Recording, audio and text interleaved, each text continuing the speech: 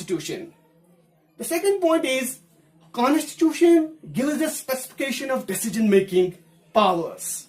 What does it mean? Specification of decision-making powers. It means that it specifies, it separates the powers of decision-making. For example, we have decision-making powers with the judiciary. We have decision-making powers with the legislature. We have decision-making powers with the executive.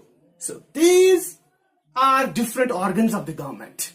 And in these organs of the government, we find, so far as executive is concerned, we have Prime Minister with these powers. In judiciary, we have the Chief Justice and other judges of the Supreme Court, and also at the lower, at the High Courts, and in the High Courts or at the district courts. So everyone is having the decision-making power. So Constitution gives this specification of decision-making powers. It's important to have this separation of powers among different organs of the government so that there will be a check on different organs. No one will breach the boundary of its own jurisdiction. The third point is limitations on the powers of government. Now, who gives us limitations? It is the Constitution.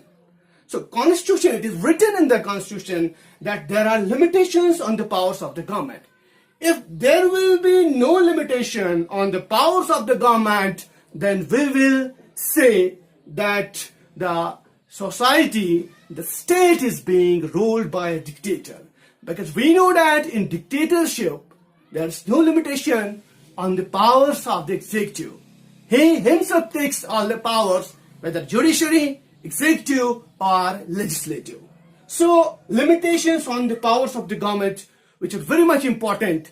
If you see the Indian Constitution, we have these kind of limitations there, and these are being followed there. So, this is the third point, which actually gives us the idea about the Constitution, that why do we need a Constitution. Then fourth one is aspirations and goals of a society.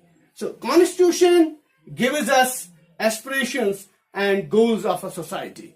Without Constitution, people will not live a peaceful and a developed life.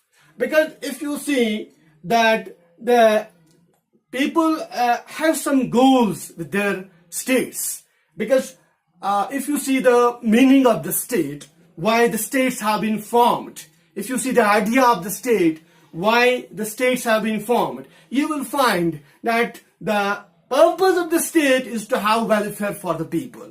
That's why in the pre-independence era, we have seen that the freedom struggle was there. For what purpose? Why people have lost their lives? For what purpose? Because they need a state which will govern them, which will have development for the people, which will allow the development for the people. And that's why aspirations and goals of a society are with the Constitution. So Constitution guarantees these rights, these objectives to the people of country, to the people which is being governed according to the rules, according to the